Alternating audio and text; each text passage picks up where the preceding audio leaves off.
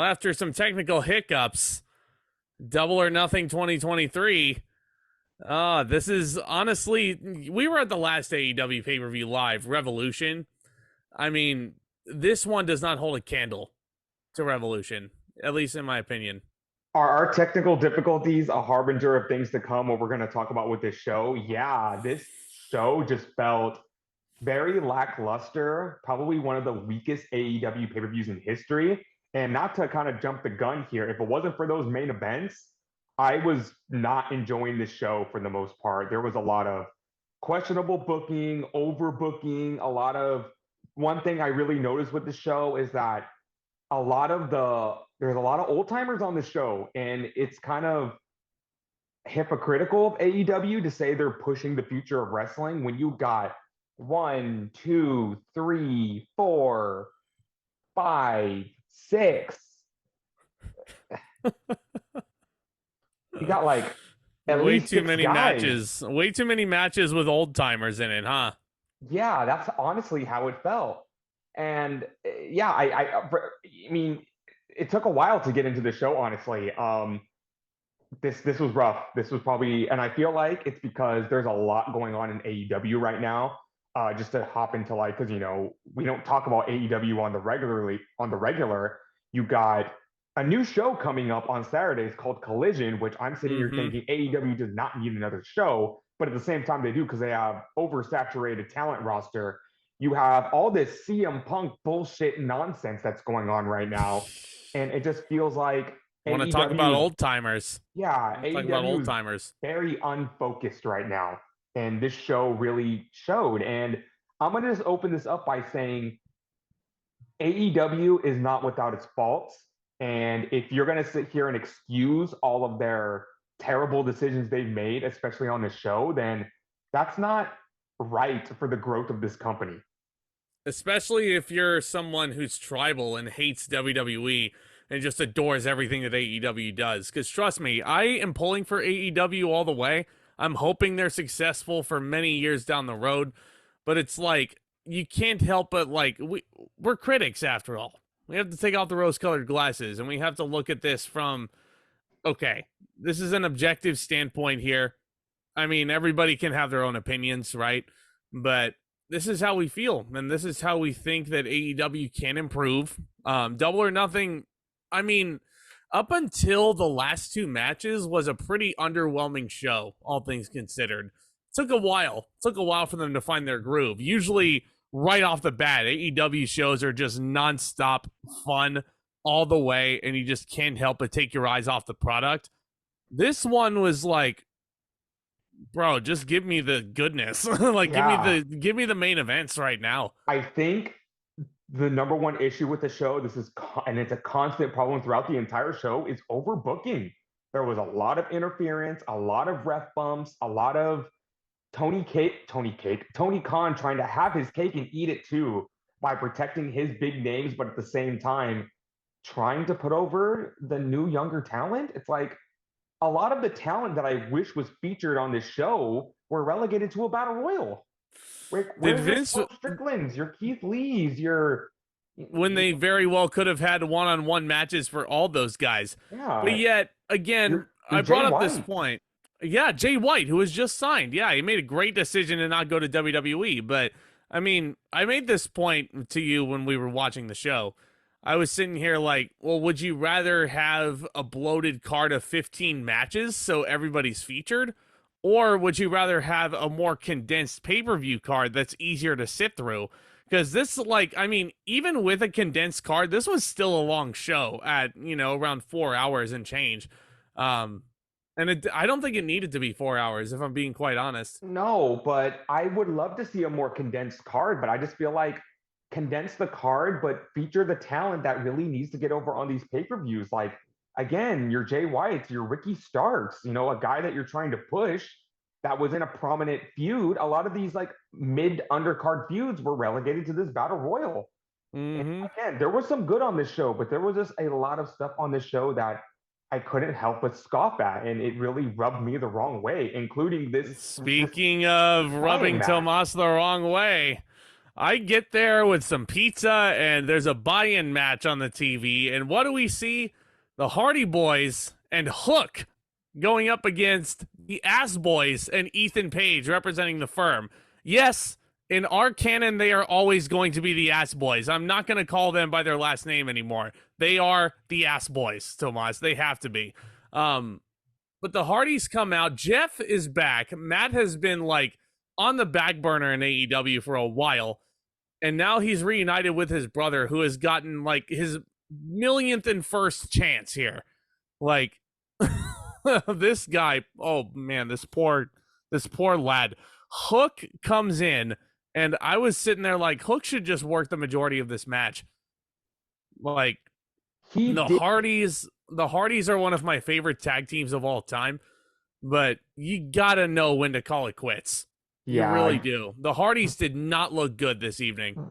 They're riding the nostalgia act, and they're going to ride that to the very end. I'm not going to go too much into my feelings about Jeff Hardy, but I have lost all faith in this man. I have no desire to see him in the ring anymore.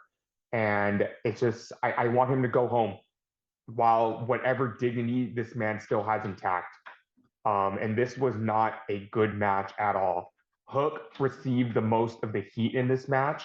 I will say the Ass Boys, Ethan Page and Hook did their job well. But when it was time for the Hardy Boys to come in, they just looked bad. Matt's hobbling around on one leg. Jeff is consistently botching. And let's get into that now. Jeff goes for a whisper in the wind and he just biffs it. He just falls off the top rope and takes a very nasty tumble. Fucking slit, and he could have very easily broken his collarbone there. It's a miracle that man did not. I mean, considering the crazy bumps this man has taken, he's taken considerably crazier bumps than this, but this was by pure accident here, not by design. Completely whiffs it, slips off the top rope, and like it was not good. Like I was just sitting there watching this man try to go back to all the glory days that he had, and I'm like, ugh. Commentary tried to play it off as, oh, Jeff hasn't been in the ring in a while. This is technically his first match in over a year, but in almost a year. But it just didn't look good. Matt looked blown up. Jeff was clearly wearing a shirt because his body has just been let go. I don't want to see these guys win the tag team titles. I want them to just ride off into the sunset, maybe ride off the rest of their contracts with just, I don't know, being trainers, being mentors. I don't want to see. I have a lot of respect for the Hardy Boys, but a lot of that makes me want to go back to the days of like 2009 when Jeff was white hot. It makes me want to go back to even the broken Hardy days. But this was just sad. A lot of it makes me want to go back to just seeing their first days in the WWF, their classic matches with the Dudleys and Edge and Christian and all that. Those are such clean matches. Brutal, but clean, and a lot of fun to watch. This match was not fun. The Ass Boys were bumping their, like, no pun intended, they were bumping their asses off for these guys. They were trying to make them look like, you know, just the most lethal of tag team assassins possible. Colton is practically killing himself for this stupid match, which has a stipulation, by the way. If the Hardys and Hook win, Ethan Page is owned by Matt Hardy now. So, and how sad is it? Because I love the Guns. They have improved tenfold this past year by turning heel, turning on their dad, really embracing the Ass Boy thing. And I feel like that's another issue from AEW that I feel like a lot of past wrestling promotions have. You have these young, talented wrestlers, and they're relegated to putting over the veterans. And it just gets frustrating to watch after a while. I know I was against the Guns being the tag team champions, but I would much rather see them in the tag team title picture. There's a lot of tag teams in AEW right now that are being very misused and not being in the tag team title picture like they deserve. Hook has lost so much steam since last year. This guy was supposed to be the undefeated killer. Who knows how long he's had that FTW title, but Tony Khan just leaves him off TV, or when he's on TV, he's being put in stupid tag teams with Danhausen, and he's not doing anything. This guy should be built to be a future world title contender, and they're not doing anything with him. He'll be on TV and then he won't show up for another 6 weeks just to be on Rampage in a squash match. And it's just like, what are you doing to elevate this guy? Nothing. Nothing. Lesson not learned from WCW, dare I say. Elevate the veterans as opposed to your newcomers. With a few select special cases, of course, which we'll get to. But the Hardys and Hook win. Hook has Ethan Page locked in his submission hold, the Red Rum, if you want to call it that. I almost called it the Tasmission, which was not what this was at all. But Hey, Ethan Page, I've been calling it the Hook Mission for the longest time because I forgot what it was called. the Red Rum. Ethan Page passes out in the hold, and yeah, Hardys and Hook win. I don't even know how to rate this match, if I'm being Give honest. it a star. And that star goes to the Ass Boys. And yeah, the star goes to the Ass Boys. You want to talk about a missed opportunity? Ethan Page. He's another guy who, since being signed to AEW, has been in a random tag team with Scorpio Sky and then hasn't done it. He cut a great promo on Dynamite one time where he was sick of not being featured. And it's like, they dropped the ball on him again. It's like, they were like, that's right. I remember how excited I was when they brought Ethan Page in. I believe it was like a Face of the Revolution ladder match as the surprise entry. And I was like, this could be a new future star for this company. And he just hasn't really done jack shit with them. You want to see Page in a good tag team? Go watch him in the North with Josh Alexander in Impact Wrestling. It's very damning how much AEW has misused this guy. This was a Rampage match. I didn't like it. It went way too long. It went 15 minutes. And you know what? I think we spent enough time talking about this. It gets a star. Yeah, star and a half just for the Ass Boys. And fuck it, because they knew that Hook was going to be the workhorse. They actually had him take most of the heat in this match, which is good. Again, all the respect in the world for the Hardy Boys. Matt Hardy at WrestleCon, he was a cool guy and all, but it's like, I'm trying to word this as best as possible. I feel like you just kind of have to know when time's up. Look, and I don't know if Matt and Jeff get that. The Hardy Boys had a career resurgence with the broken gimmick. And they were doing, especially in Impact. I'll give a little credit to WWE and a little bit to AEW, but in Impact, they were doing things that no other wrestling business has done before. They introduced the concept of cinematic matches. They were lighting crosses on fire and doing cool things like the Lake of Reincarnation. They had a whole episode of Impact dedicated to their wacky shenanigans, and they had weird stuff like drones, and babies pinning wrestlers and tag team Apocalypto and Eddie Edwards and Lashley wrestling for the world title in a forest. And it's like, it was stuff that we never saw before. In WWE, with their amazing production value, did a really good job with the Ultimate Deletion. But then once it got to AEW, it kind of teetered off. A lot of people were complaining, saying like, oh, WWE ruined the broken gimmick and had Matt being back to regular Matt. But no, AEW did the same fucking thing. And I have not watched either deletion match they've done in AEW because they both sucked. I'll take that back. I watched the first one. I watched Matt Hardy and Sammy Guevara. And it's like AEW didn't understand what made these matches so great. Yeah. Something Impact did better for all intents and purposes. But now we get to the main show. It's Sunday. You know what that means. And JR is filling out his first half of show quota with Excalibur and Taz. What do we have on first? We have a very ambitious match concept that I really enjoyed, actually. Orange Cassidy has been the workhorse of AEW. He has been the MVP, defending his international title on a weekly basis. And after his latest international title defense, Renee Paquette was saying a lot of people want to challenge for your title. And Orange Cassidy said, fuck it. You want a title match? Go to Tony Khan. It's yours. 20 men went to Khan's office and requested a title match. Orange Cassidy said, I'll fight you all. So we have a 21-man Blackjack Battle Royal for the AEW International title. This Battle Royal was pretty stacked, I will say. You have your Keith Lee, Dustin Rhodes, Swerve Strickland, Jay White, Juice Robinson, Ricky Starks, Commander, the Lucha Bros, just a lot of the talent in AEW that I wish would be featured on these pay-per-views. Not to go on a tangent again, but I got into AEW because I was seeing names either that I couldn't watch on a weekly basis, like Kenny Omega, the Young Bucks, Cody Rhodes back at the time, and names that I never heard of. Sammy Guevara, Joey Janela, uh, Ricky Starks. I mean, I watched them on NWA, but like this was supposed to be the show where I didn't get to see guys wrestle that I've never seen wrestle before. Yeah. And now they're all in the Battle Royal. And we'll later on the show, I'll talk about the guys I don't want to see anymore. Ricky Yeah, Starks.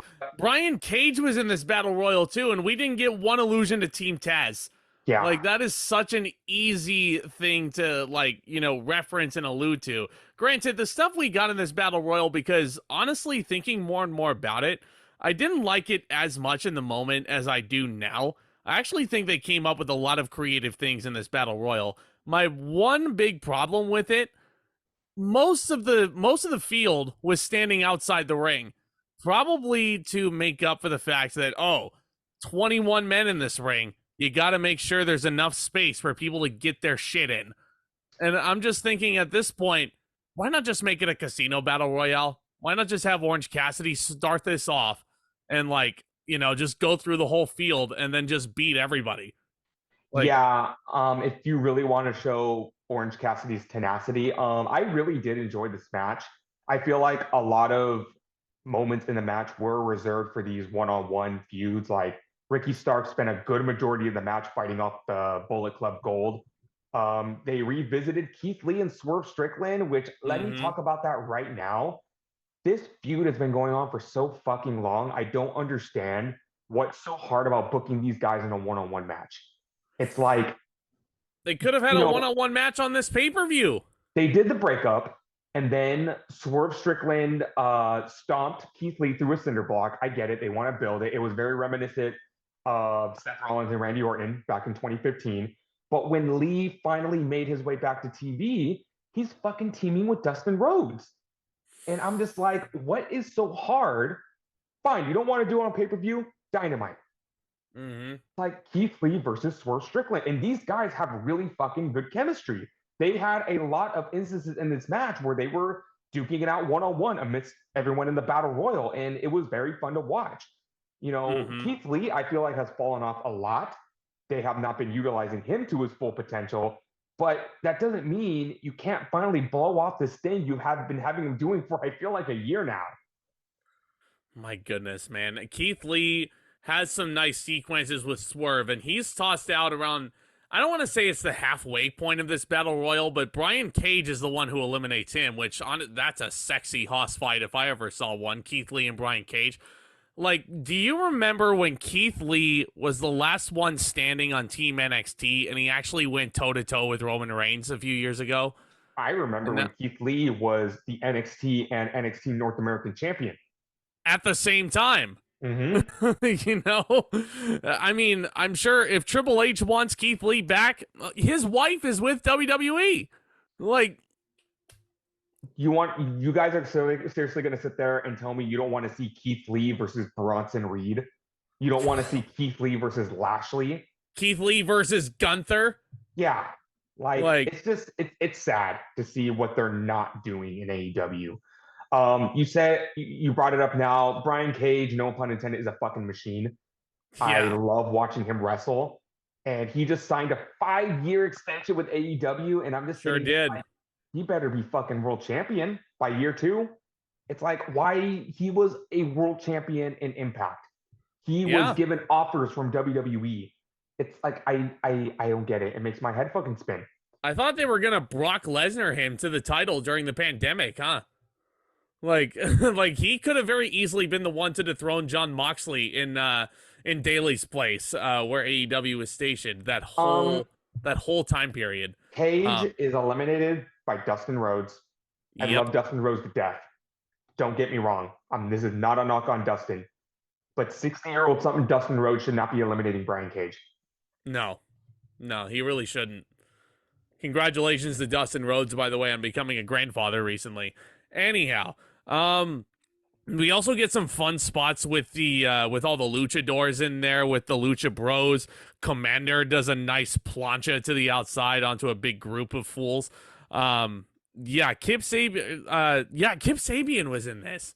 Man, where the fuck has he been? Yeah. Where is your best man? Where is Miro? Kip Sabian with one of the most interesting gimmicks I said one time on a podcast with the talking to the box thing. Again, not fucking doing anything. Not doing a goddamn thing. Yeah. Jay White, speaking of not doing a goddamn thing right now, remember when everybody was all hyped about him debuting on the Raw after WrestleMania? Here he is in a battle royal. So there's a fun sequence where Penta El Zero Miedo eliminates Rey Fenix by accident after trying to knock both Bullet Club members off the apron, hits his tag team partner by complete mistake. Juice Robinson and Jay White eliminated by Ricky Starks. Jay White didn't come anywhere close to the final four in this match like I thought he should have. Ricky Starks does not come anywhere close to the final four in this match either. He is disposed of by Big Bill. This is Ricky Starks is the guy who pinned Chris Jericho at Revolution, Tomas. Let me get this out of the way right now. I know I'm in the minority now, but I don't like Big Bill. If you want to push a big guy, there are far better options in AEW. And I've never really gotten the appeal. Big Bill has some good matches with Bryan Danielson in WWE, but Bryan Danielson could wrestle a piece of cardboard and make it look good. They were fine. They were fine. But I don't know. I again, you want to do something with Big Bill, then fucking do something with Big Bill. Do something with somebody. Mm-hmm. But yeah, who was your final four? It was Swerve Strickland, Orange Cassidy, Big Bill, and Penta. Yep. Yeah. No, nice to see Penta go all the way towards the end. Big Bill tosses Penta. Orange Cassidy and Swerve, I think, team up to toss Big Bill. This last sequence with Orange and Swerve was freaking awesome. I really dug this. That's part one. Number one, congratulations, AEW, for signing Commander to be nothing but a spot monkey, because that's all he was doing in this match. And where the fuck was Roosh in this match? You want to talk about Roosh? They're not doing anything with? Fucking Roosh. They're just having him be a big match machine and jobbing to Jungle Boy. One of the longest reigning Ring of Honor world champions in history is a fucking jobber on AEW. Explain that one, Tony. Fucking explain that one. Yeah. Well, we're not WWE. We're gonna put the Hardys on there. We're gonna have Dustin Rhodes eliminate Brian Cage, but we're not WWE. We're not prioritizing the part-timers. But anyway, so Orange Cassidy, like, joking aside, like, this is a one-on-one match that I can really get behind because Orange and Swerve had such excellent chemistry together. This was I always knew that Swerve was one of the most underrated workers in the world, and he continues to prove that night in and night out. I'm such a huge fan of his. Ever since I saw him at an NXT house show against Angel Garza in the best match on the show for the Cruiserweight title, mind you, he goes out there, puts on a clinic with Orange Cassidy, who I've had my share to say about him, and I've gushed about him enough. And there was this excellent sequence with Strickland and Cassidy where Cassidy was doing that great spot he does with the hands in the pocket where he just does a dive and a roll through, and him and Swerve are just like trading kicks back and forth. Strickland hits like 2 house calls in a row and then hits him with the Strickland stomp, which should have ended the match, but Swerve Strickland got a little too cocky and decided to put Cassidy's hands in his pocket. The crowd starts a "you fucked up" chant, which is great because putting Cassidy's hands in his pockets, you just activated his true power. Cassidy did. Cool. They have this great sequence on the apron where they're just duking it out, and Cassidy is hanging on, and he's teetering, he's gonna get it. He's able to get the best of Strickland. He backs him into the steel post a couple of times, and instead of realizing, he can kick him off, he just just gonna push you. Cassidy retains. No, what happens is he gives Swerve is hanging onto the top rope with one arm, and Orange, like, being one of the best gimmicks in wrestling right now, lazy piece of shit, doesn't want to do a damn thing. Orange Cassidy just casually walks over, and he just places a foot as if he kicks Swerve's arm off of the rope. Swerve falls off, and yes, Orange Cassidy retains. That ending sequence like bumps this up considerably for me. Like, especially thinking more and more about it. I'm gonna go with 3.25 on this battle royal. I think it should have been a casino style if they really wanted to like get around the beginning portion of the match where everybody was just waiting on the outside. But I thought it was a lot of fun. Good way to kick off the show. Part of me wants Orange Cassidy's run to keep going because he is one of the best champions in AEW right now.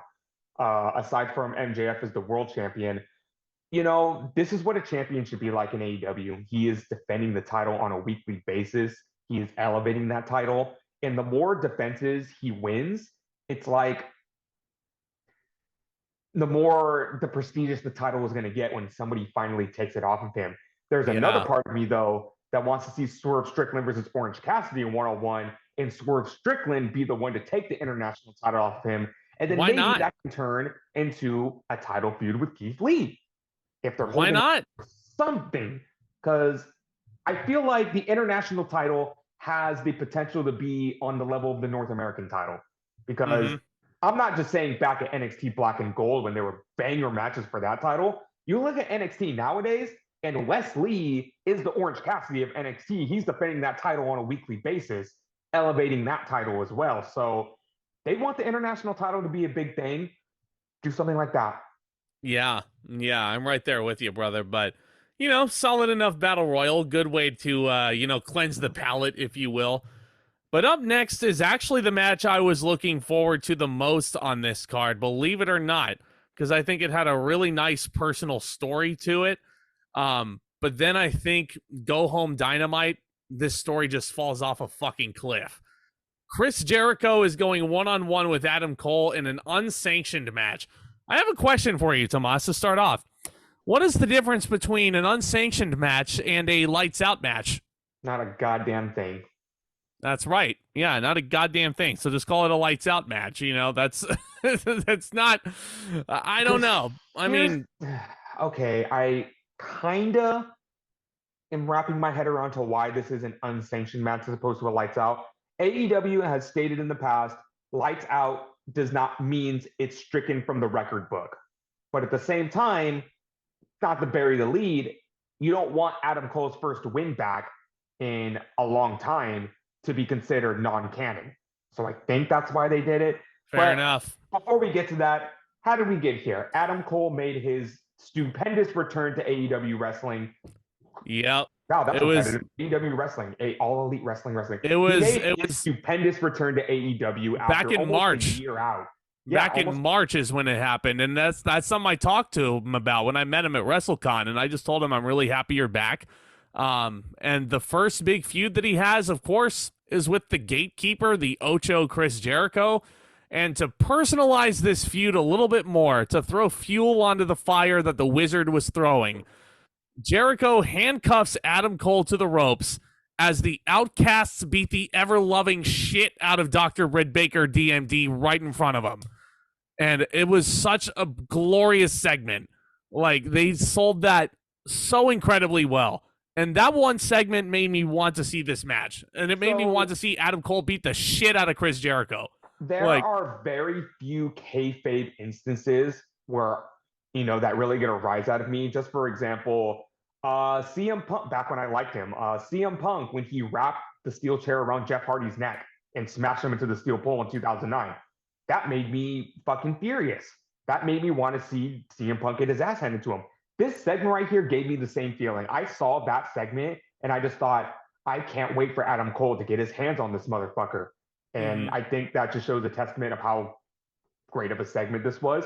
There was a super underrated False Count Anywhere match between Chris Jericho and the debuting Roderick Strong. Yes, Roderick Strong finally escaped NXT purgatory and made his way to AEW. They had an excellent False Count Anywhere match on Dynamite. Nobody knew about that, by the way. Nobody knew about Roddy jumping ship either. Everybody thought that he was just left under contract to NXT and they just weren't doing anything with him.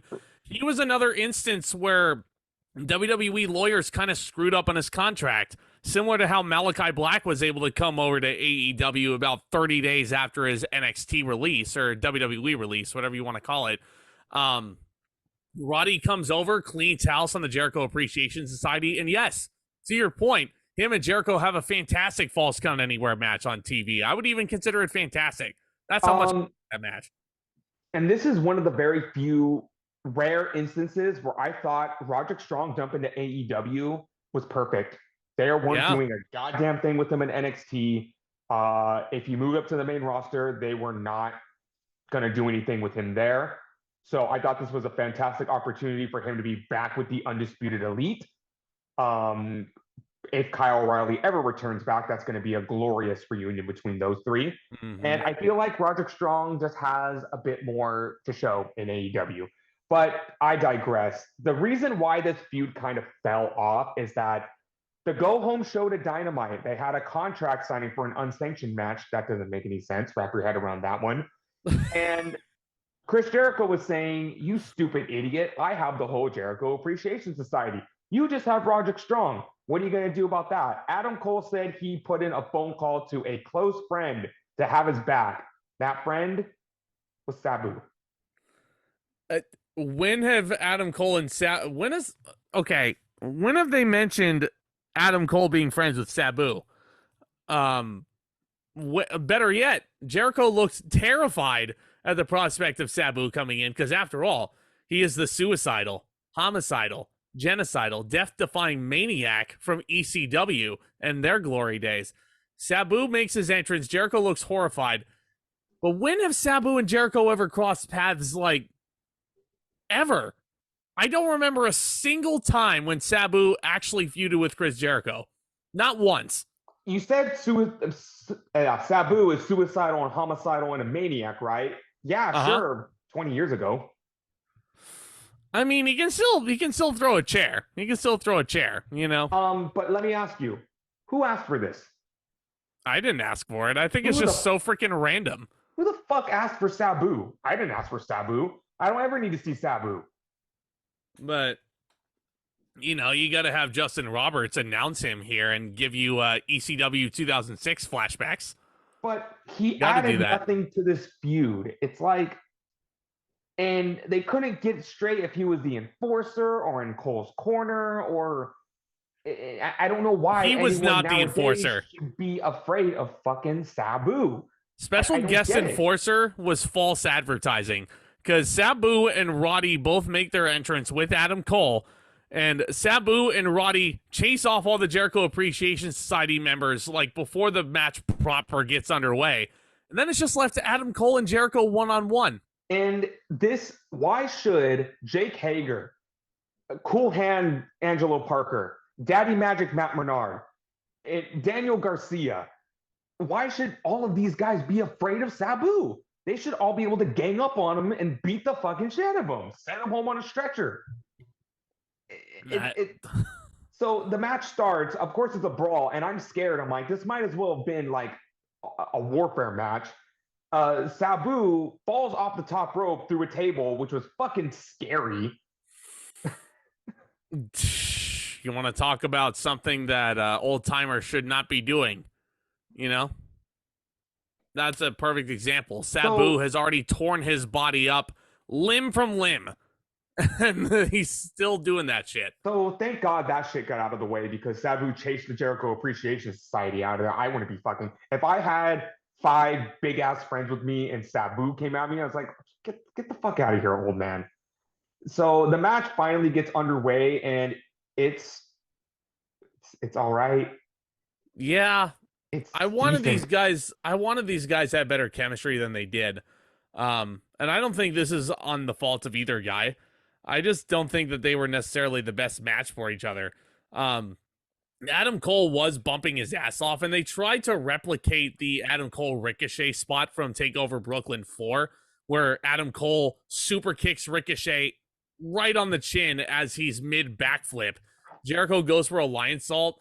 It doesn't look as clean as it did with Ricochet. I'll just tell you that much. But that's like, you know, that should be a given. Like, if Ricochet was the one taking that, nobody else could have taken that bump other than Ricochet and made it look as clean as they could. Jericho has approached that point in his career where he's good sometimes, but then his age starts really showing in other matches. And this was just one of those matches where it wasn't good. I wanted this match to be good, but it wasn't. I really can't Very recall a lot of disappointing. spots. Britt Baker did a run in, got her revenge, absolutely fucking That was walloped Chris awesome. Jericho with the kendo stick, Yeah, chased that was Saraya out of awesome. there. Yeah, I just feel like for an unsanctioned match, you want a good unsanctioned match with Chris Jericho, Unforgiven 2008, him and Shawn Michaels. That's a good unsanctioned match. it This is. just It didn't. is. They could have did more in this match. Which is Adam funny because how did this match end? Adam Cole hits the boom, and there's a kick out there. There's a chain handcuff thing that gets introduced in the match, and this is where Oh, we're gonna turn this into a dog collar chain match, Daddy. We're gonna change stipulations in the middle of the match. so this is where the psychology gets all out of whack. Why the fuck would Adam Cole handcuff himself to Chris Jericho? What do you accomplish So by Jericho handcuffing? can't escape. He can't run away. But I don't get it. So they fight for a while with the chain, and then Adam Cole wraps the chain up at his knee and hits the boom. But he just wants to give more punishment to Jericho and harkening back to the Unforgiven match. I feel like that's why they did it because AEW does this weird thing where they're like, oh, we're going to recall back to famous moments in WWE history. But this isn't WWE. No, it's a Chris Jericho moment. It happened in WWE, fuckers. It's a WWE moment. And Yeah. if you remember Unforgiven 2008, Shawn Michaels won that match by wrapping a belt around his fist and just absolutely beating the hell out of Jericho to the point where the referee stopped the match. Yep. Didn't make sense back then. Didn't make sense here. Cole It's beats the hell unsanctioned. out of Jericho, and the referee stops the match. It's unsanctioned. Why should the referee get in the middle of the business if it's unsanctioned? Let's rewind back to the year 2008. I was 13 years old, and an unsanctioned match is something I never heard of before. I thought these guys were going to do stuff to each other that I've never seen before in a match. And when I heard the match was stopped because of the referee, I thought WWE couldn't do anything about this match. So why is the referee throwing it out? And then here I am, almost 30 years old, and it's happening again. It's the same exact finish from Unforgiven 2008. Like, literally, it's the exact same finish. You don't believe us? Go back and watch that match. It's the same exact finish. So, And Adam Cole wins. Adam Cole wins, thank God, because Adam Cole needs to be in world title contention sooner rather than later. But credit to Jericho for basically telling Adam Cole, hey, give me a shiner. Give me a black eye. You know, that's props to him. Props to him for trusting Adam Cole to do that. I'm going to give this match 2 3/4 stars. It was. If I'm being nice, I'm going 3. I appreciated the work Adam Cole and Jericho both brought to the table, but I just don't think they clicked as well as I would have liked. Super underwhelming, overbooked as fuck. This is not the way the match should have went down. And I think this is a very appropriate time to bring up how fucking dead this crowd was. Apparently, the people who were there live said it was loud in there, but I don't know if AEW like lowered the volume, which why would they? Didn't translate well on TV at all. No. I mean, there were a couple funny chants here and there, like the "You fucked up" chant to Swerve Strickland in the Battle Royal that we talked about. That was good. And there's another chant in another match that we'll certainly talk about, but this crowd didn't really pick up until the last 2 matches, at least from what I noticed. Maybe even the last 3 matches. Yeah. They get Las Vegas. Las Vegas gets Double or Nothing every year. Maybe it's time to switch locations. I agree. Why do you think the crowd at Revolution was so hot the whole way through? Because San Francisco had never gotten an AEW show up until that point, let alone a pay-per-view. They were clamoring for this promotion to come to the Bay Area, and they responded in kind. And that was a really rowdy, raucous night, Tomas. You remember? Like, I do. Translated really well on TV. Let's get this. Vegas was taking it for granted, so. Let's get this segment out of the way because I really don't give a shit. Jericho and Saraya are pissed off how the match went down. So they demanded a mixed tag team match on Dynamite against Britt Baker and Adam Cole. And then a random stagehand comes out of nowhere and tells Jericho he's being too loud. So because Jericho has ran out of stupid gimmicks to go to, he harkens back to his wizard days and throws a fireball in the stagehand says, why can Chris Jericho throw fireballs now? Because he's the wizard. He's the wizard. He was doing that like a year ago when he was doing the same gimmick, but Let me tell you, man, I miss Le Champion. That was a champion. Well, that would require Jericho to put himself over and become a world champion again. my point is that was the last. No, probably the last good Jericho gimmick was the Demogod. Yeah. Yeah, probably. I mean, Painmaker's a really cool ass gimmick, but Yeah, but that was back in New Japan. I'm talking AEW. I like the list. I like the list. I wish he brought the list back. Anywho, you want to talk about matches I was not looking forward to? Yeah, I knew you weren't looking forward to it because I was thinking that the challengers were going to win, but go ahead. AEW World Tag Team titles are on the line. FTR, Dax Harwood, and Cash Wheeler defend against Jeff Jarrett and Jay fucking Lethal again. Yep. How many fucking tag team title matches are these guys going to get?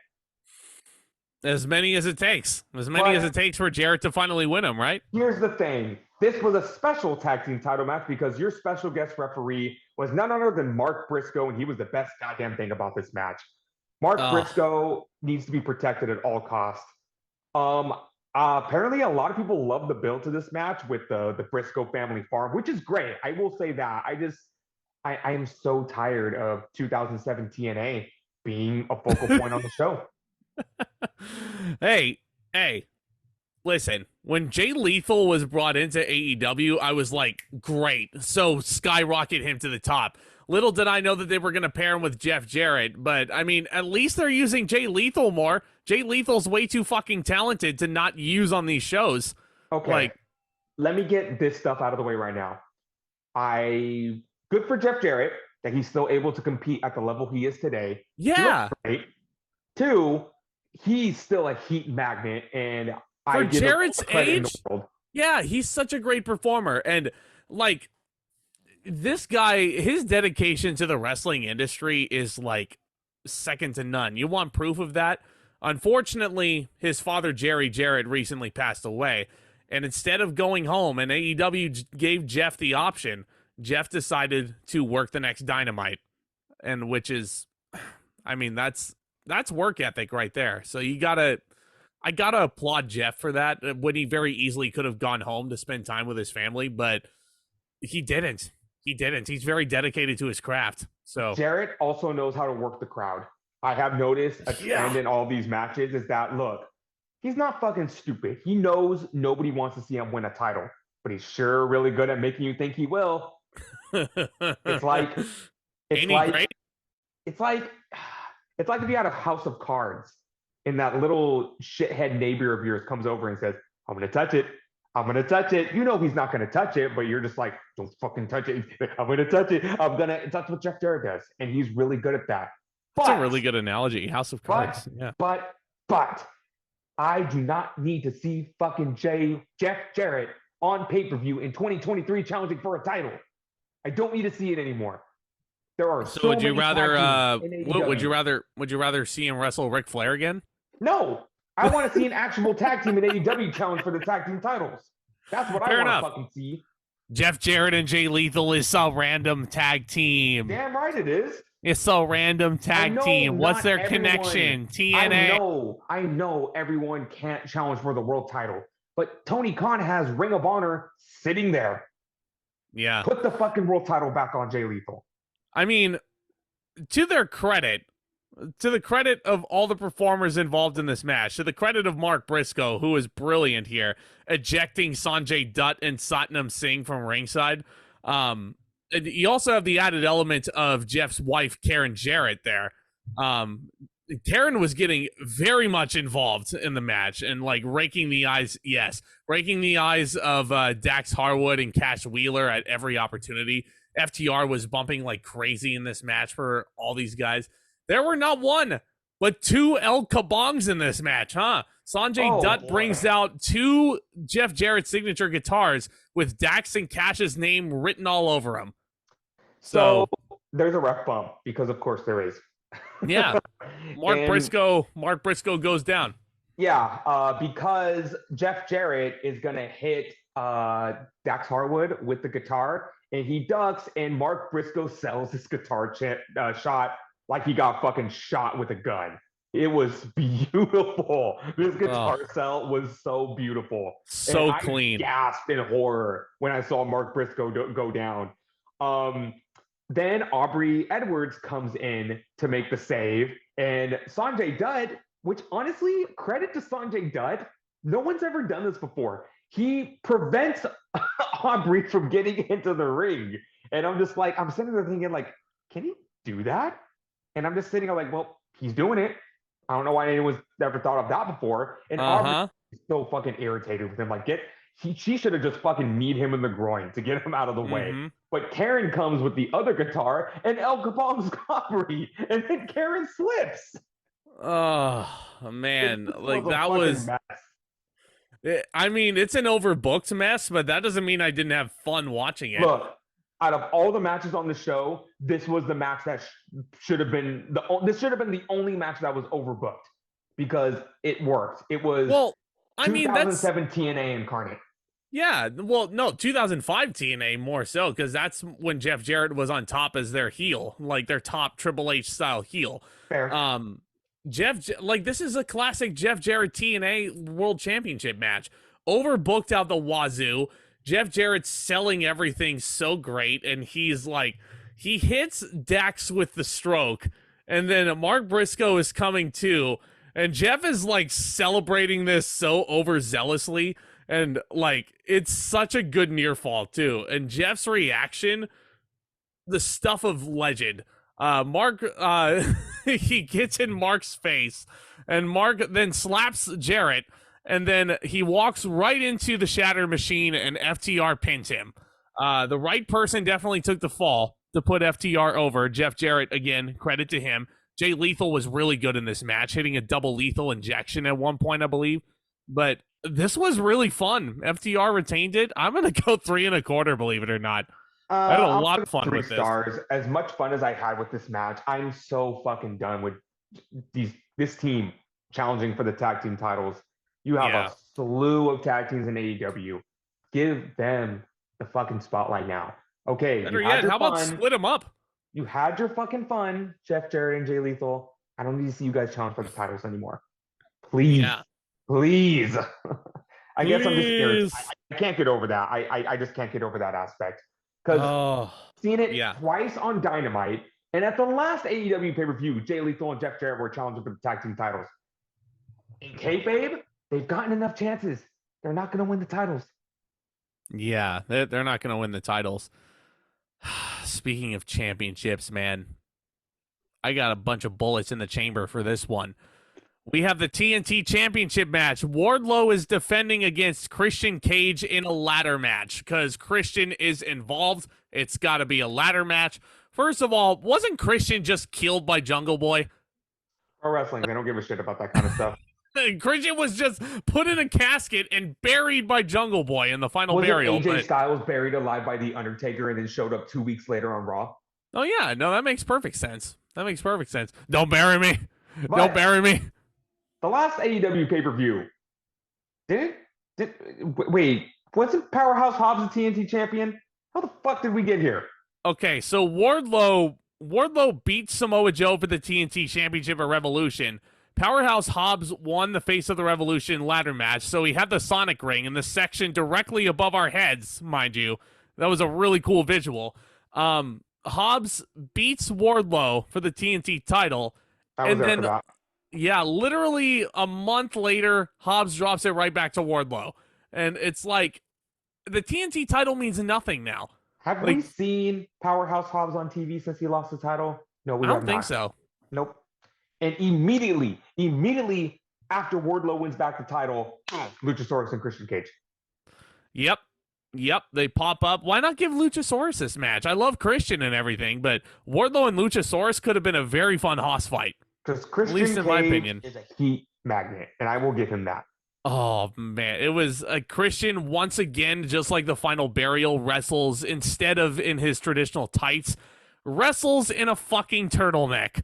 And the crowd chants turtleneck at this fucker, and he just smiles at them.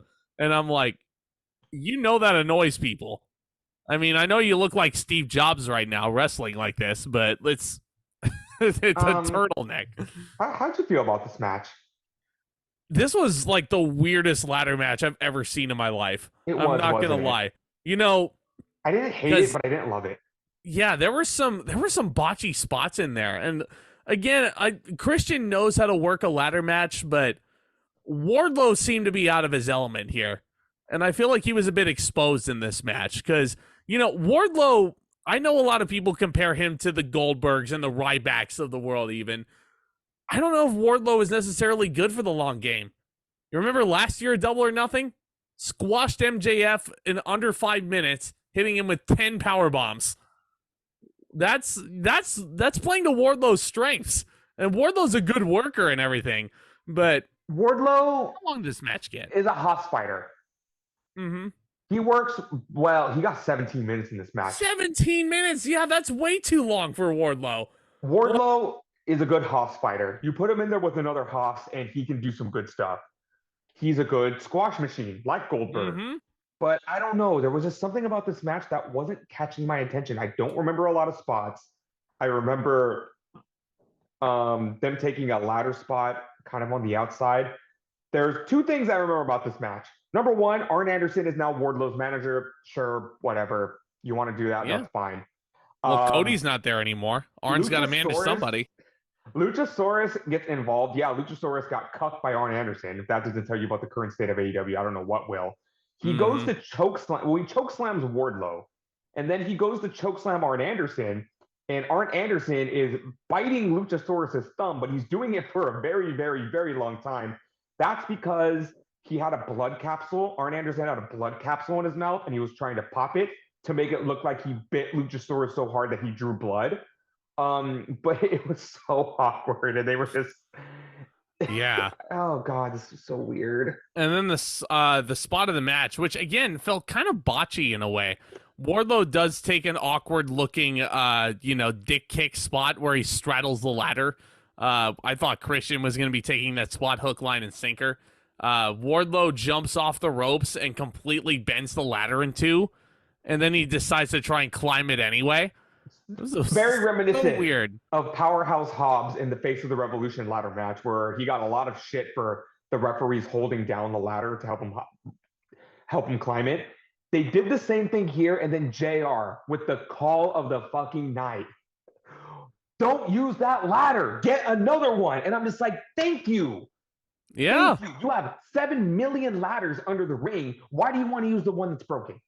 Exactly. It doesn't make a lick of sense, does it? Who gives a shit? Grab another fucking ladder and climb it. Yeah. Even the referee is holding the ladder and he's telling Wardlow, you can't climb this ladder. It's completely torn to shit.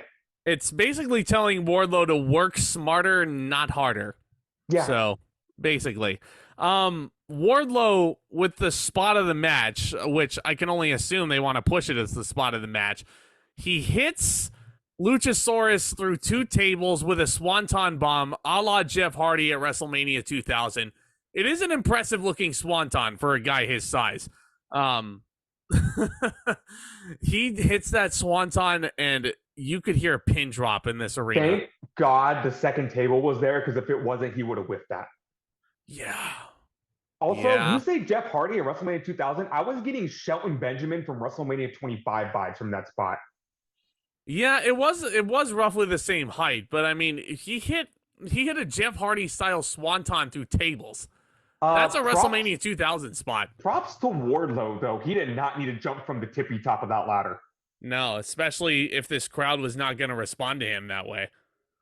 Like, yeah, props to Wardlow for putting his body on the line. Wardlow eventually does hit Christian with the power bomb, and he climbs the ladder and retains. 39 days and counting with the TNT title. Very impressive these days. But watch out, Roman Reigns. Wardlow's coming for your title run. I mean, at least it's not like AEW's putting together a bunch of records to modernize their record books. All for the sake of all to sacrifice moments. I'm gonna give this 2 3/4. I almost went 2.5, but I feel like that would have been too mean. Yeah, 2 3/4. I was very close to saying 2.5 right there, but I mean, that Swanton, I think, deserves bonus points, for the match in like every aspect. So Yeah, here comes the weirdest match of the night. weirder than the ladder match, you think? Booking wise, yeah. Okay. It's Toni Storm versus Jamie Hayter for the AEW Women's Championship. Didn't we just get this match at another pay-per-view? Is AEW really Uh, that lazy Full with gear, I the women's think. division? Yeah, is AEW really that lazy with their women's division? I know, I get it. Hayter's a face now, Storm's a heel, the Outcast. I've seen this match before. So Yeah. I feel like AEW were just like, oh, we don't have a women's title match. We've been booking Jamie Hayter like shit, even though she's over as hell. It's like AEW enjoys killing people's momentum. And I feel like Jamie Hayter, the women's world champion, has been playing background decoration to Britt Baker during this whole Outcast feud. Mm-hmm. And now it's like they forgot to book Hayter an opponent, so they threw Storm in there. And here's the real kicker: Hayter's hurt. Hayter is So legitimately injured. She has a bum shoulder, and they actually did play that off because they hit her music once. Toni Storm is already waiting for her in the ring. She doesn't come out, and they hit her music a second time. This is the funniest thing. So they hit her music a second time. Fucking Taz on commentary, pulling like a old school ruthless aggression move, and he's like, "Come on, Hayter," and then he starts singing her song and everything like that, like encouraging her to come out. And I'm like, you know what? I'm gonna be the stick in the mud. That was super inappropriate for Taz to make a joke like that. I thought it was funny. I don't care what anybody says. I Get mean, Taz off of commentary. yeah, just keep Excalibur and Tony Schiavone on commentary. This is around the time Schiavone was on the commentary table. So AEW is nothing like TNA. Taz is on commentary. AEW is nothing like WWE. Taz is on commentary. So yeah. So this match only got 3 minutes because Hayter is legitimately hurt. There were a couple of so Saraya exposes a couple of the exposed turnbuckles on the top rope. Dr. Britt Baker tries to come down to even the odds to fight out both other outcasts. She gets overwhelmed. Hikaru Shida comes out with a kendo stick and she evens the odds, but that is still not enough. Toni Storm hits Jamie Hayter with a Storm Zero and wins. New AEW Women's Champion. Very good for Toni Storm that she doesn't have to deal with the interim bullshit anymore. She can actually get a legitimate reign. But maybe, is it too early to split up the Outcasts? Because they could do a long-term thing where Saraya gets jealous of Toni Storm and the success and then build up to that match at a later pay-per-view. That could be interesting. I feel like the Outcast, there's still some gas left in the tank there. But Totally. before I talk about, this wasn't really a match, so I don't want to rate it, but Toni Storm hit her sweet cheek music, as she calls it, which is basically the running hip attack in the corner. God, that was brutal, wasn't it? Well, everybody talks about like, oh, Storm's going to concuss someone. Storm's going to concuss someone with that move. How come it's okay for Solo Sikoa, the Usos, and Umaga to do that move, but when Toni Storm does it, she's too dangerous all of a sudden? I hate double standards in wrestling. And I'm not just saying with men and women. There are so many instances where wrestlers have been doing the thing for so many years, but then another wrestler does the thing, and all of a sudden the thing is either new or dangerous, even though we've seen it a million times. Yeah. No, I see what you're saying. I love when Toni Storm does that move because it looks brutal, but it looks brutal when Solo Sikoa did it. It looked brutal when Umaga did it. What's the difference? No one was calling Umaga dangerous. There's no difference. And Umaga was a big cat too. So in any case, double standard. But nobody was calling him dangerous. No. So up next, we have an open house rules match for the trios tag team titles. The House of Black comes out with Julia Hart. I didn't even know this was happening until the show. Hey, all the better for it, because this is the match I kind of wanted to happen for the trios titles anyway. House of Black make their entrance. We're waiting around, and then the Acclaimed music hits. And they come out with Daddy Ass, of course, the one Billy Gunn. He is the one that they have to team up with here, because, he's a part of their whole gimmick now. This rap by Max Caster, let's talk about this for a second, just because I think it might have been the funniest rap I've I was ever gonna heard him say do. this might have been my favorite, not just because of that line. All of his lines were great in this They one. were freaking savage. Like, he was basically calling Brody King the reject from RuPaul's Drag Race. He called it, like, he asked, he questioned the crowd why it was okay for Malachi to do blackface. And then he said, "How can you guys call yourself the House of Black with no black guys?" Which I thought was great. How's the House of Black with no black guys in it? But the we're going to talk about line, that line. the line is to Buddy Matthews, and he basically says that he's getting cucked by a kid named Dominic, and basically that's alluding to the fact that Dominic and Buddy Matthews' real life girlfriend Rhea Ripley have an item on Monday Night Raw. Fucking awesome. And Anthony Bowens was sitting there and he was just like, you didn't need to go there. You didn't need to go there. I love the Acclaimed so much. I cannot like gush about those guys nearly enough. I'm pulling for them the rest of their careers. I love the Acclaim. Why were they off TV for a month? Your question is as good as mine. Answer. Khan I think I loves said that wrong. ruining momentum. Acclaimed, hottest act in the company, took the titles off of them, and now they're not doing anything.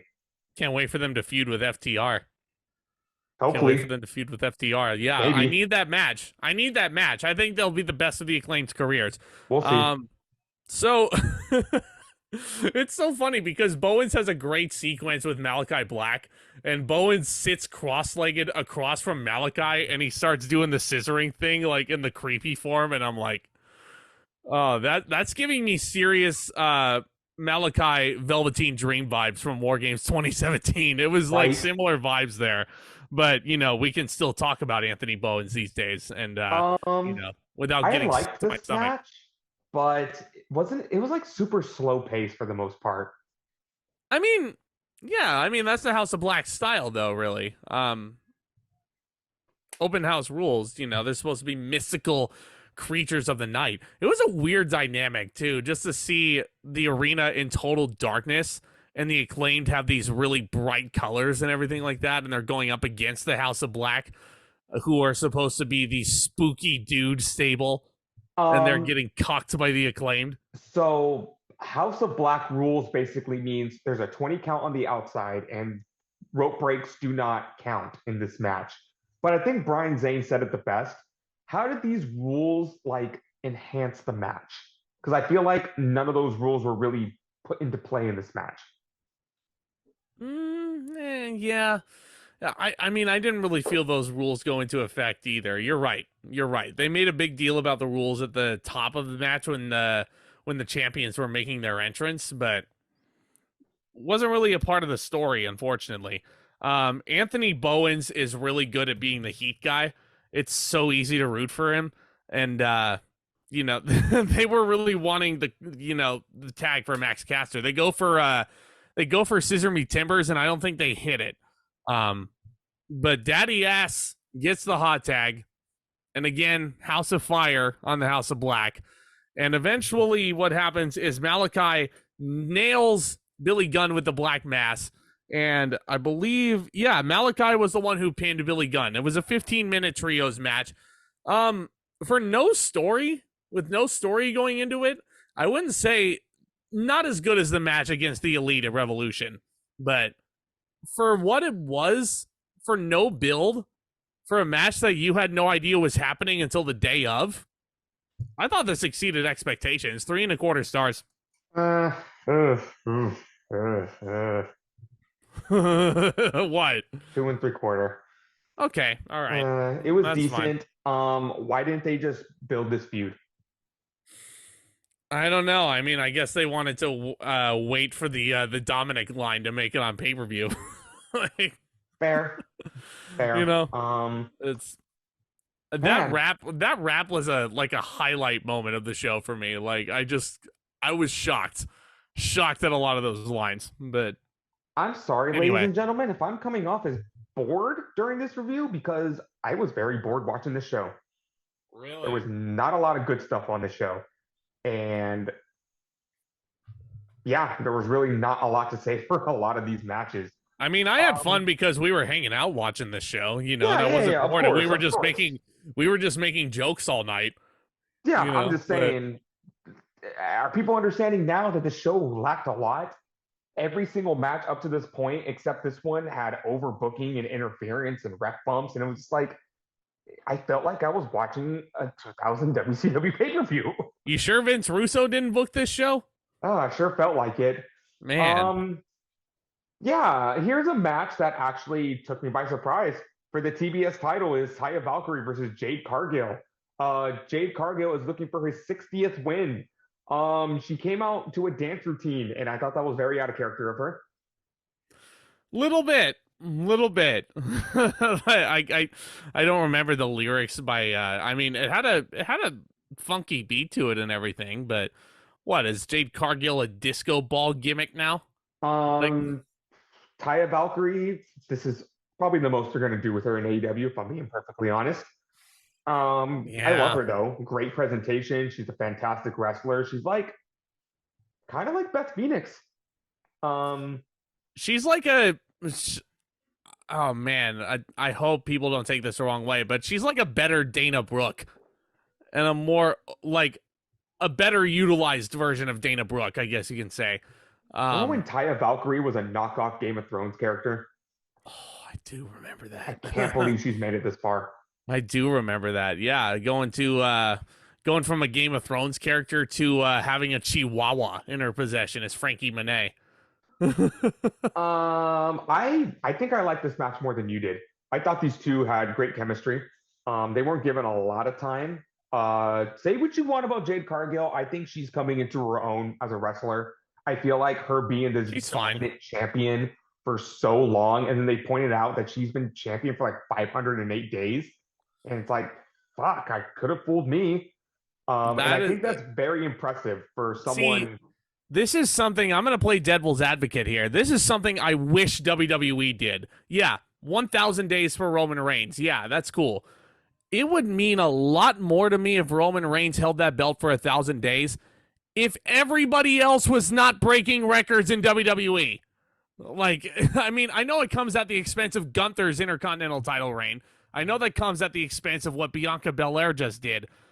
When you have all these titles that are breaking records at the same time, it doesn't hold the same weight. That's why AEW was pushing the TBS title reign that Jade Cargill was on so hard because it was the only one.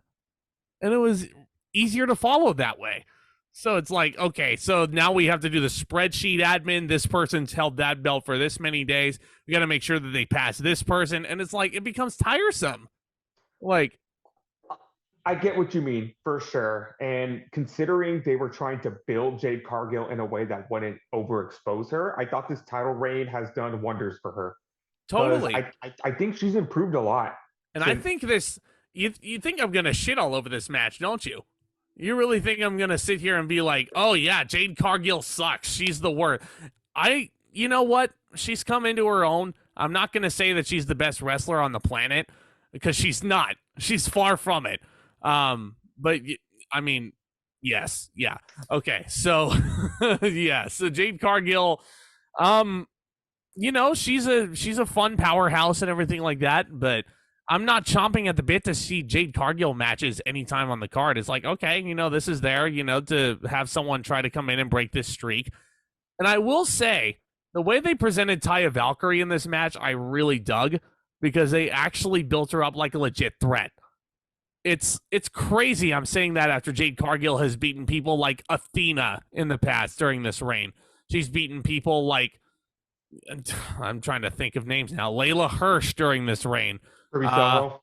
Ruby Soho. Yeah, no, I think she beat Ruby Soho to actually become the inaugural TBS champion, if I remember right. But no, this was the best Jade Cargill match I think I've seen just because of the drama and the stakes that were there. Also, this felt like a ladies' Hoss match, if that makes any Yeah. sense. And both of them have the same finisher. They're just called by different Which names. I fucking hate. I hate that. Taya Valkyrie hits the road to Valhalla, which is a glam slam, and it's a very close near fall. And the announcers did a great job of hyping this up, as no one has ever gotten as close as Taya Valkyrie just did there. But then a few moments pass, and Jade Cargill hits the glam slam once again, and she pins Valkyrie.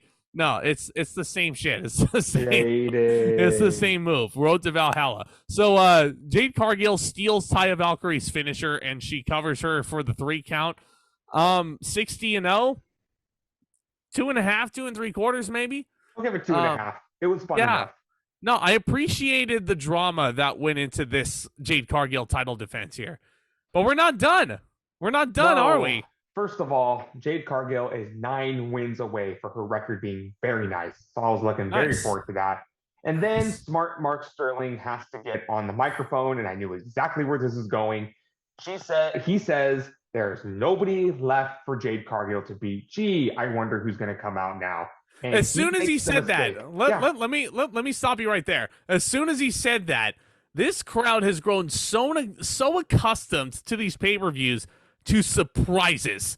So as soon as Mark Sterling said that, this crowd stands up and they immediately look towards the entrance to see who it is.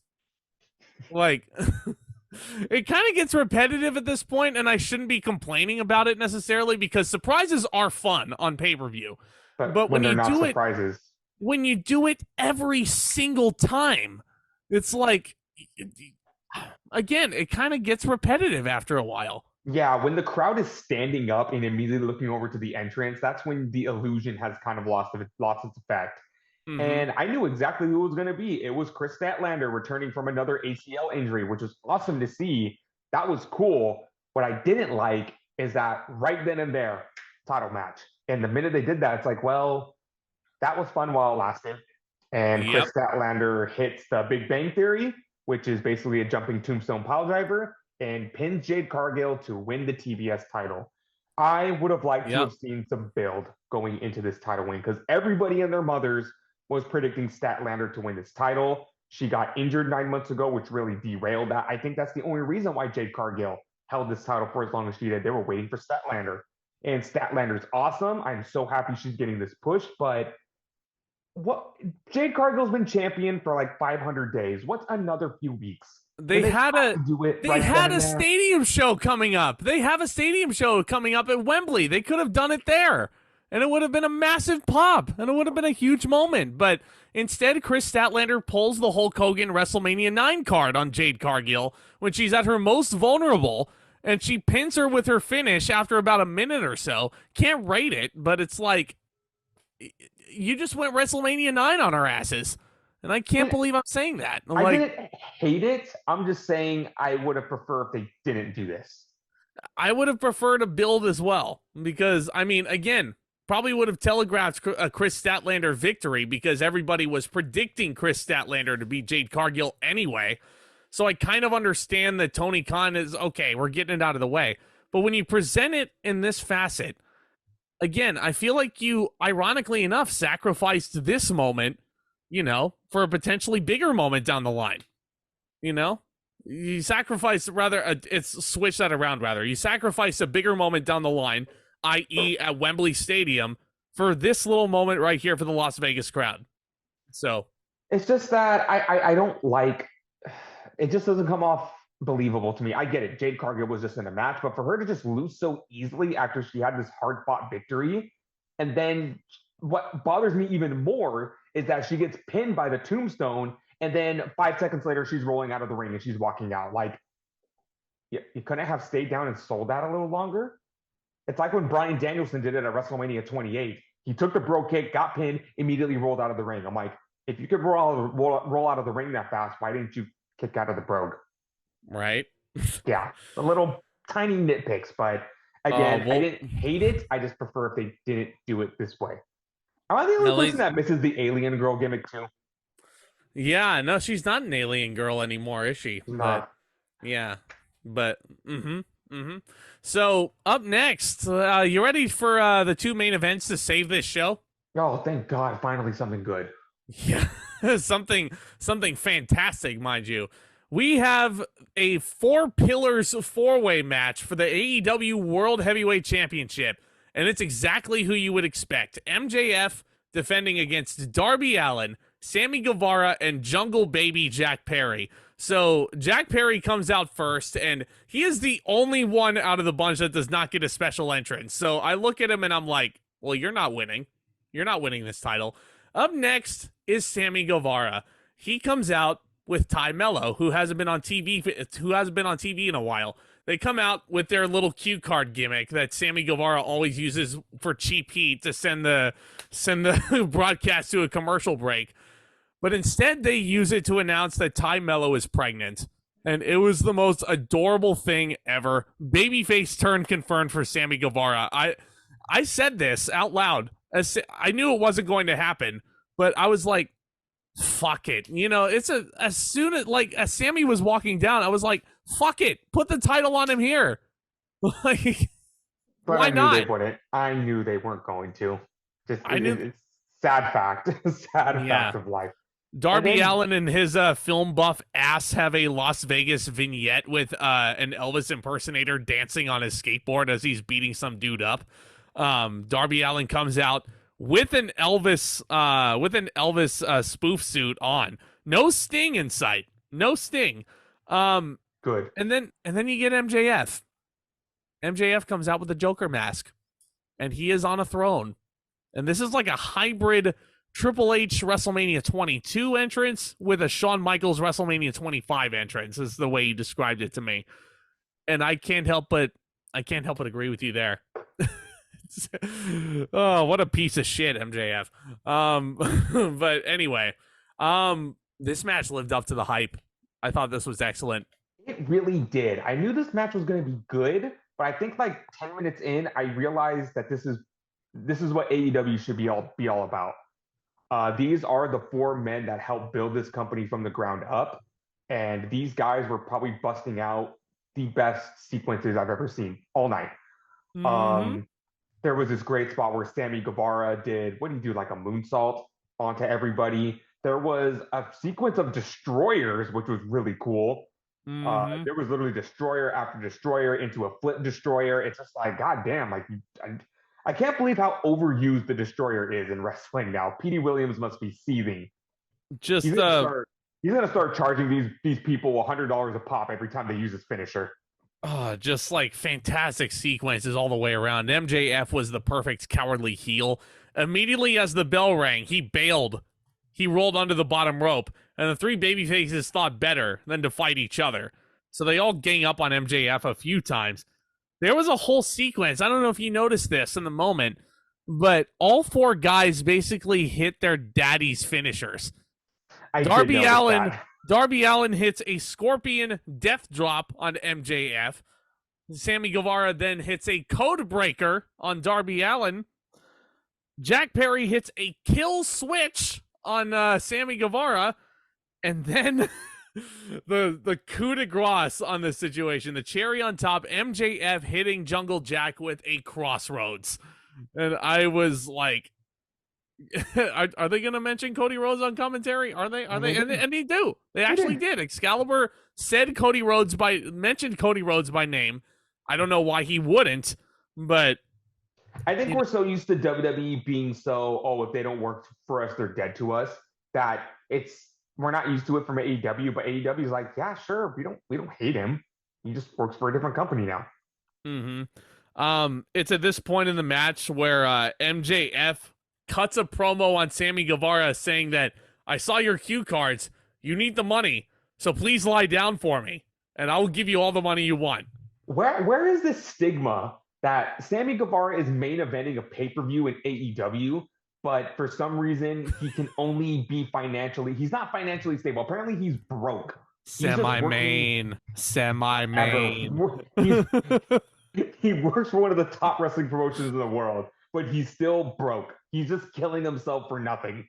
His gimmick is he's bum-ass Sammy Guevara, I guess. Christ. So Sammy actually does lie down for MJF, and I knew immediately where this was going. He plays possum, small package on MJF, and it was a very good near fall as well. Sammy locks MJF in the walls of Jericho. Love that. Boston Love that. Crab. Love that so much. It's a crab. It's a Boston crab. Wow. So at the same time, you also have Darby Allin locking Jungle Boy in the Scorpion Deathlock. And Jungle Boy stops MJF from tapping out like a little bitch, as MJF would say. And I mean, it's such a great match. It was so well put together. This is where you get the destroyer gimmick that you were talking about. All four guys have submission holds locked on each other in the center of the ring. There's a heel hook, an ankle lock, a bully choke, and a cross arm breaker, all in succession. So awesome. So freaking awesome. Sammy Guevara also gives Darby a Spanish fly onto MJF and Jungle Boy, who are waiting for them outside. This is what I needed on this pay-per-view. After so much like disappointing, underwhelming stuff on the undercard, then you get to the main events, and this one's delivering clearly. Code Reds, implant DDTs, Darby's going for a coffin drop on MJF and a headlock takeover on MJF for a 2 count. Jungle Boy makes the save.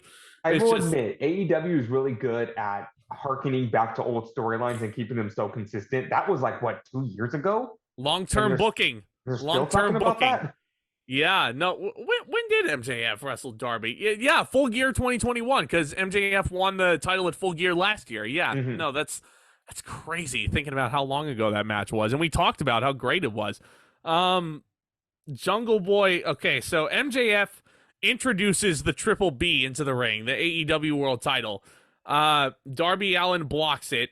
Sammy clotheslines MJF out, and now we have Jungle Boy holding the AEW World Title, and he's thinking about hitting Darby with it, but because Jungle Boy in character, note how I said in character, is a nice guy, he throws the title belt out of the ring. He can't do it. Darby almost capitalizes and almost pins Jungle Boy off of that. It's just such a great story that they're telling here. Sammy hits the GTH on Jack. Darby Allin jumps off the top rope with a coffin drop, but here's the kicker. MJF has a Triple B sandwich in mind, and Darby hits Jungle Boy with the AEW World Title on the coffin drop, and it catches Darby right on that small of the back. And because then MJF what happens? Is such a bastard, he beats Darby Allin again with the headlock takeover. MJF pins and wins and retains the AEW World Championship. This was absolutely fantastic. The most fun I've had on the show all night. This gets 4.5 stars for me. Yeah. And then MJF goes up the ramp, looks at the camera, and says, "Tony Khan, when are you going to start giving me some competition? I'm starting to get bored." I'm like, oh, what a bastard. And he even said that at the media scrum. I'm kind of bored. You know, like he hasn't wrestled that much in 2023. And we saw one of the only times that he wrestled that year, this year rather, in this match, the Iron Man match. But yeah, this was 28 minutes. Loved every bit of it. 4.5 stars. Only reason it didn't go 5 is because it was a bit predictable, looking at it. Didn't really think Jungle Boy or Sammy Guevara, even though I mentioned, fuck it, put the title on Guevara at the top. Didn't really think they had a chance. Darby was the only one I think was even close to MJF, like in terms of the odds. But he plans on climbing Mount Everest next year. And Tony Khan's not even sure if he's going to be alive by next year. Good Lord. Good Lord. That guy has just no fear. So, speaking of, Tomas, shit's about to hit the fan. I fucking hate that line. I'm sorry. I fucking love it. What are you talking about? I love how Justin Roberts is so solemn when he's about to introduce this, and he's like, "Ladies and gentlemen, shit's about to hit the fan." It just sounds pretentious to me. Like, we know the match is going to be chaos. Like AEW. No, but it's just so funny. Like, he doesn't know how to introduce this match, you know? Like, Samantha Irving is better than Justin Roberts. No, she is. Like, yeah. And Mike Rome is better than Justin Roberts. Greg Hamilton was better than Justin Roberts. You know, that's what it is. Well, what's our main event? It is part 2 Anarchy in the Arena, the Blackpool Combat Club, which is Bryan Danielson, Jon Moxley, Ring of Honor World Champion Claudio Castagnoli, and Wheeler Yuta versus the complete and reunited Elite, Kenny Omega, the Young Bucks, and Hangman Adam Page. This has been Yep. the best story on AEW television. I love faction warfare, and these are two legit factions about to go ready to war.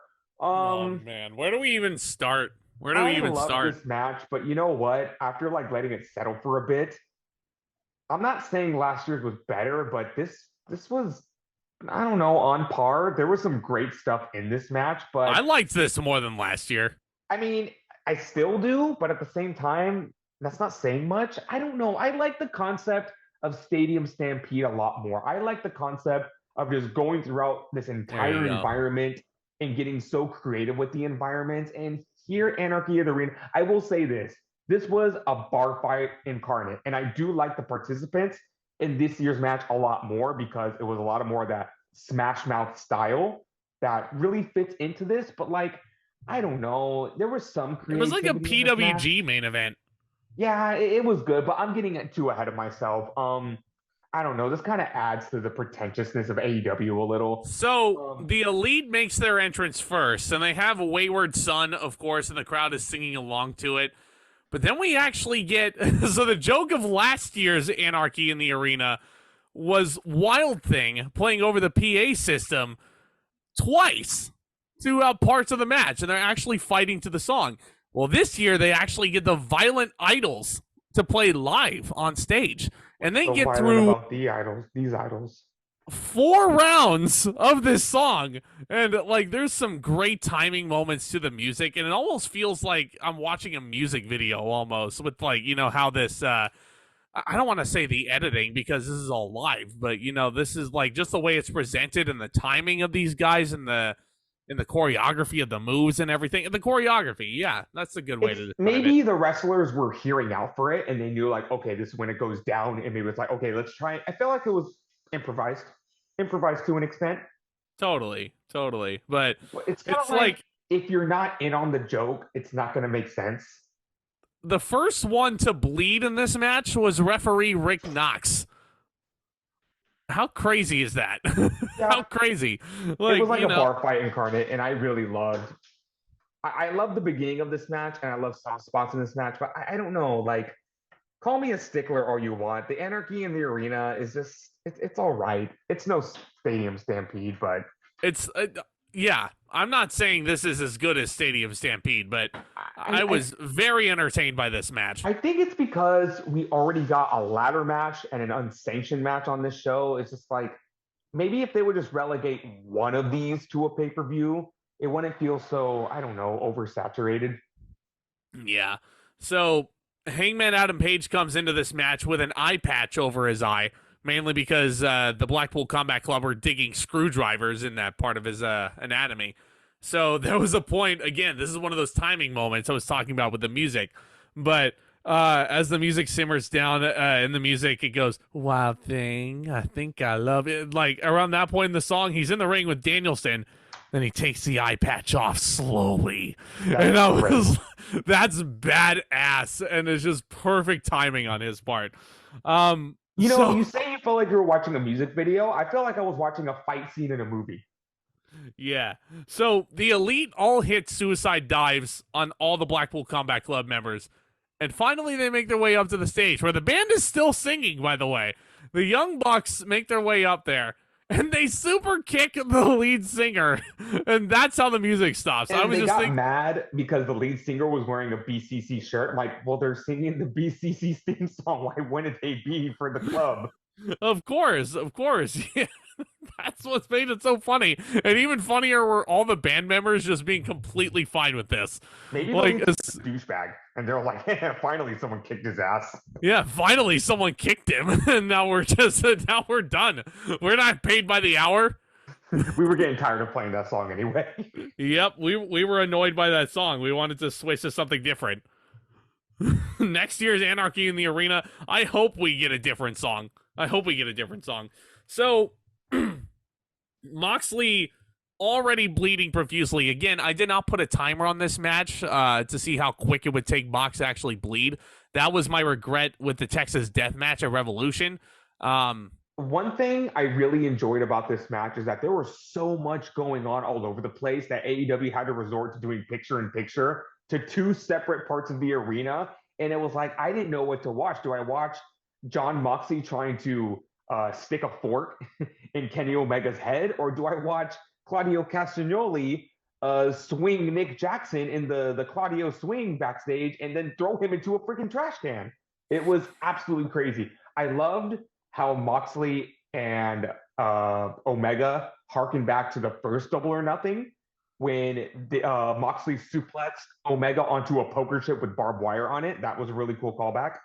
Somewhat of a callback to the Lights Out match they had at Full Gear that same year. Mm-hmm. It was kind of like a hybrid callback there in that regard. Claudio and Matt Jackson brawl all the way backstage. And no, not even backstage. They're fighting up in the concourse. Claudio is doing the Claudio swing right in front of a beer stand. And then he throws him into a trash can. Audibly out loud, God, I hope he doesn't like smash Matt into that beer stand or the trash can. And that's exactly what he did. Matt goes careening into the trash can. Could you imagine going to another AEW pay-per-view with this match on the card and just waiting in line for a beer and just seeing that shit go on? No, well, because shame on you. You shouldn't be getting concessions during the main event. No, not at all. Or a Blackpool Combat Club T-shirt, even though they're in this match. This was just so much fun. Do you want to talk about the thumbtacks? Or do you want me to do it? The thumbtacks. Was it Nick or Matt first? It was Matt. It was Matt that got hits an exploding super kick. Apparently, he smuggled explosives into his boot, and he super kicked. How is that not the finish? How is that not the finish? Okay, that one super kick was better than the entirety of the exploding barbed wire death match.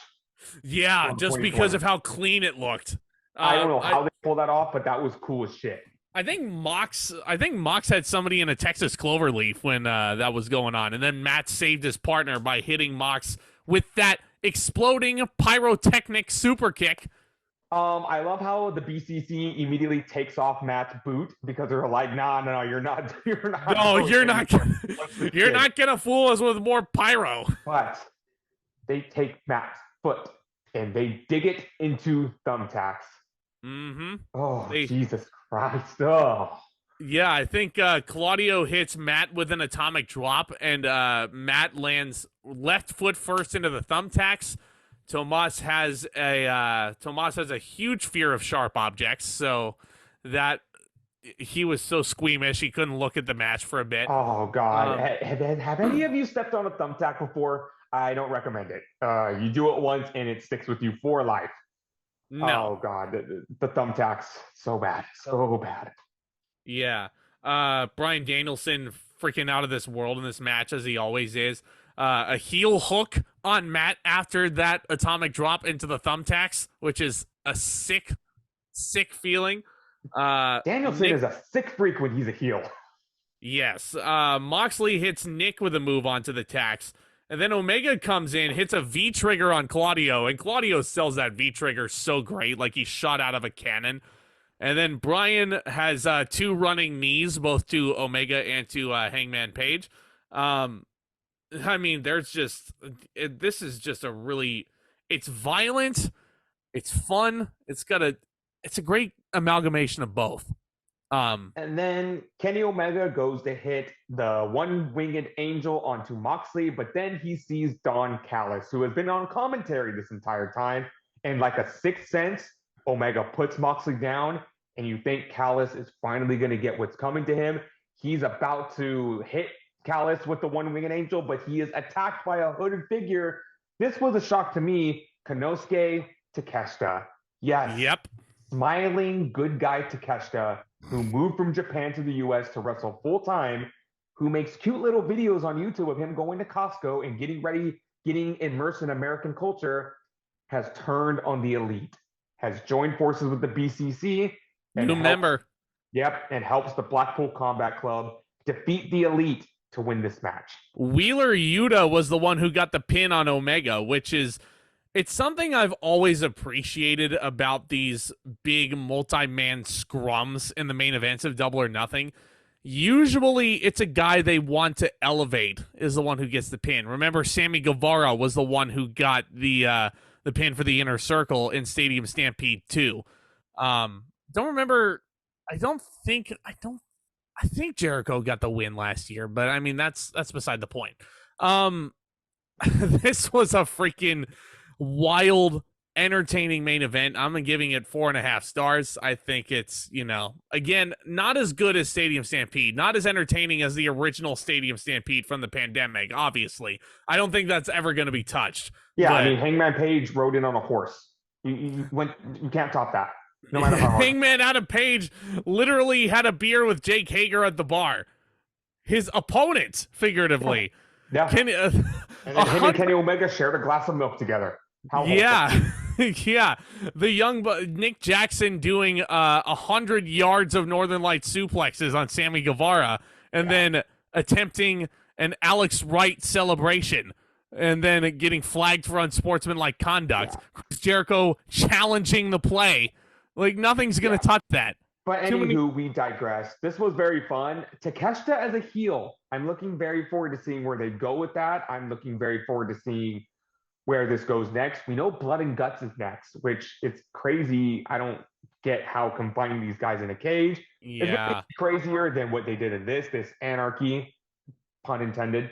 But so I have a theory. I have a theory about that. So it's 4 for the Elite and 5 for the Blackpool Combat Club now. Kenny Omega in a post-match promo, according to someone who is in the building live for this, Omega was referring to reaching out to someone over in New Japan for assistance on this matter. And I think he's referring to Kota Ibushi. So that's wishful thinking on my part. I'd love to see Kota Ibushi versus Bryan Danielson. Oh my God. I'd love to see Kota Ibushi against a lot of these guys in AEW. I think he would tear the house down with every single one. Do we get Blood and Guts at Forbidden Door? Maybe. Do we get it at another Dynamite down the line where, you can tack the name Blood and Guts on there for a rating? I don't know. Blood and Guts feels to me like a pay-per-view match. Like, you would want to save that for a pay-per-view. They've been doing it on TV for quite a while now. They've been dedicating TV specials to it. So, for a match as big as that, I wouldn't mind it main eventing a Dynamite. They've always done it like that. Yeah. I mean, they've done it that way since, the dawn of, when they were able to do Blood and Guts. But yeah, I really enjoyed this main event. Double or Nothing 2023 for AEW standards was pretty meh to me. I'm going to give it a 7.5. I think that's that very generous for being a meh show. I know. It's meh might be the wrong word, but for AEW standards, this was not up to par. The 2 main events really saved this show from being a complete, mid show at best. First of all, I'm going to give the main event 4 stars. I feel like if you've seen one crazy all-out brawl match, you've seen them all. And for the show, I'm going 6.5. This was very underwhelming. Wow. Yeah, that's a mess score right there. I did not enjoy the undercard. It was overbooked. Not the right stars were featured. I don't want to pay $50 to see guys that shouldn't be featured on pay-per-view anymore. Yeah, I think 4 match was fantastic, and the main event was really good. I think he had some good moments on the undercard. I enjoyed the Battle Royal, thinking more and more about it in hindsight. Adam Cole versus Chris Jericho was very disappointing. The tag team title match I had a lot more fun with than you did, so I think that kind of helps for me. Yeah, but I agree. Those 2 main events I think are certainly worth it. But thinking about it, there are, again, playing devil's advocate, there are WWE shows in the Ruthless Aggression era that are propelled upwards by the strength of 1 or 2 matches. I can think of No Mercy 2002 off the top of my head. Those had 2 instant classic matches on there. I don't know. AEW's in a really weird spot. And really especially with them going into this big stadium show in Wembley, and they're looking to sell it out. I and don't know. they have a piece of shit toxic asshole that's coming back to the company and who's going to be their top star. I think I'll flip the channel to Raw and SmackDown. Yeah. Yeah, Triple H is doing good. Yeah, and I don't want to hear the dirt sheet saying that Vince McMahon is in control of creative, because if you look at Night of Champions as a whole compared to this, like, there's no way Triple H didn't book that show. With the way the show ended, like, Triple H is still very much in control, and I'm very much looking forward to what he does next. What would I rather watch? Seth Rollins as the World Heavyweight Champion in the Bloodline storyline, or Crybaby CM Punk throwing another tantrum? Yeah, that's an easy pick. But guys, if you're new to the channel, do consider becoming a subscriber. You guys have been killing it in that department lately. We're hoping to get to 2,000 subscribers over here on this channel by the end of the year. So if you guys want to help that along, you are all invited to this party. Tomas and I are talking about wrestling all the time. Of course, I have my cinema stuff going on over here. And we announced it on our last podcast for Night of Champions, but we have a very special 25th anniversary coming up in King of the Ring 1998. Tomas and I are going to try something different to commemorate that. We're going to do that live. We're going to be taking your comments as we talk about the show and as we, hang out for a little bit with you guys for however long it is. And we have a very special guest, Tomas, and I'm very excited to bring him on. Are we announcing it? Yeah, no, we've already announced it, but yeah, good mic work. Yeah. Honestly, when you said that, I was like, did we do this already? I was gonna let you plug him, but yeah, good mic work. Greg Morgan. Yeah, he's the man. Yes. Yes. Man, include that in the blooper reel. Good mic work commentaries. We will be doing the video with him. I'm super excited for this. Already expressed my excitement for it. So yeah, looking very forward to having Greg on the show. Oh yeah. Yeah, it's gonna be a good old time. So come on over with some questions if you have them. If you want to talk about current day wrestling, yeah, I highly encourage it, guys. So yeah, stay tuned for the next one, and yeah, see you on the other side.